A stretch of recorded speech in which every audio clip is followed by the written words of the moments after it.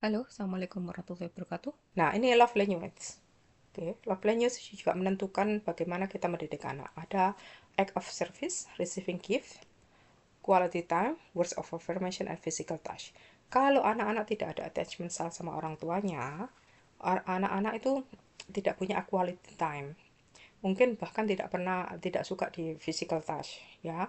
Kemudian mungkin orang tuanya neglectful, jadi tidak pernah dikasih affirmation kamu anak baik atau tidak, atau mungkin controlling ya, anak kamu anak baik atau tidak, ya kan. Bahkan malah dipanggil dengan nama yang buruk, kamu bodoh, kamu tidak bisa berhasil, akhirnya nggak ada rasa percaya diri. Kalau act of service, receiving gift, biasanya ada orang-orang yang karena gantinya dia tidak ada waktu ngurus anaknya, dia cuma kasih gift ke anaknya.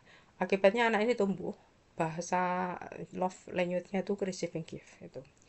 Ada anak yang act of service, ya, dia lebih suka di action daripada omongan. Jadi misalnya papanya bilang, ya oke, nanti tak belikan hadiah, tapi ternyata nggak dikasih hadiah, akhirnya dia nggak percaya lagi sama itu, dia anggap nggak percaya sama orang lagi. Tapi ada orang yang dia nggak ngomong aku sayang kamu, ada kan orang kayak gitu, tapi dengan actionnya dia menunjukkan kita bantu, kita support kita. Nah, itu act of service orang kayak gitu. Jadi semua tergantung dari pendidikan. Nah, ini pendidikan Islami. Oke, setelah ini selesai. Maaf, ini agak lama, bisa di stop. Seperti biasa, video saya lama, bisa di stop untuk diteruskan nanti. Jadi pendidikan Islami adalah jalan keluarnya. Jadi anak itu harus dikasih kasih sayang. Ini dalil-dalilnya disebutkan di sini. Anak itu butuh kasih sayang. Bukanlah termasuk golongan kami, orang yang tidak menyayangi anak kecil dan tidak menghormati orang tua. Itu mendidik dengan ilmu. Perintahkanlah keluargamu untuk mendirikan sholat dan bersabarlah di atasnya. Menjadi teladan. Ini Allah berfirman tentang Nabi Ibrahim. Sesungguhnya teladan pada diri Ibrahim dan orang-orang yang bersamanya dengan teladan yang baik bagimu. Mengajarkan tauhid, nasihat Luqman pada anaknya. Wahai anakku, janganlah engkau mempersekutukan Allah. Sesungguhnya mempersekutukan Allah adalah kezaliman yang besar. Pendidikan bertahap, ya. Rasulullah bersabda, perintahkanlah anak-anak kalian untuk sholat pada usia 7 tahun. Dan pukullah mereka jika mereka meninggalkannya pada usia 10 tahun. Pukul ini bukan pukul yang jahat, ya.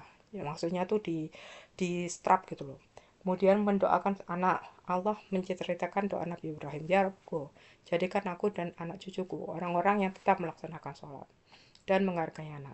Rasulullah sering menyambut anak-anak kecil, mencium mereka, dan bahkan menggendong mereka saat sholat. Kata ahli Abu Talib tentang parenting, didiklah anakmu sesuai zamannya, karena mereka hidup di zaman yang berbeda dengan zamanmu. Ucapan Abu Talib tentang Ali bin Abi Thalib tentang tahapan pendidikan anak. Biarkan anakmu bermain selama 7 tahun. Jadi selama 7 tahun pertama itu mainlah dengan kasih sayang. Penjelasannya adalah fokus pada cinta, perhatian, dan permainan. Anak butuh rasa aman dan kedekatan. Ini attachment. Ya, kemudian disiplinkan dan didiklah anak selama 7 tahun berikutnya. Jadi kasih disiplin dan pendidikan serius, ajarkan adab, sholat, puasa, Al-Quran, akhlak, tanamkan tanggung jawab secara bertahap. Bersih-bersih, ya, masak, diajari.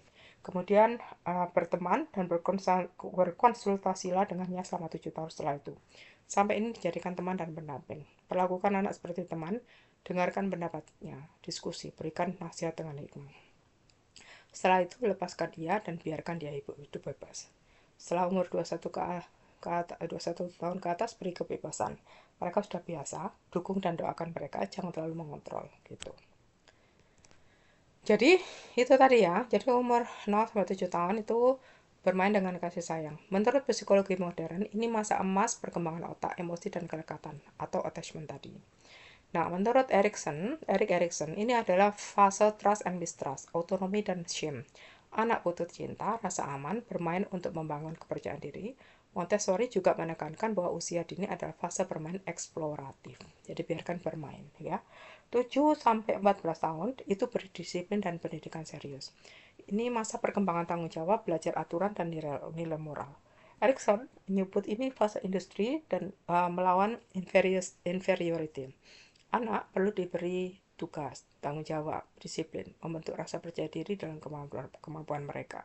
Piaget juga menyebut ini fase konkret operasional. Anak mulai memahami logika dan sebab akibat.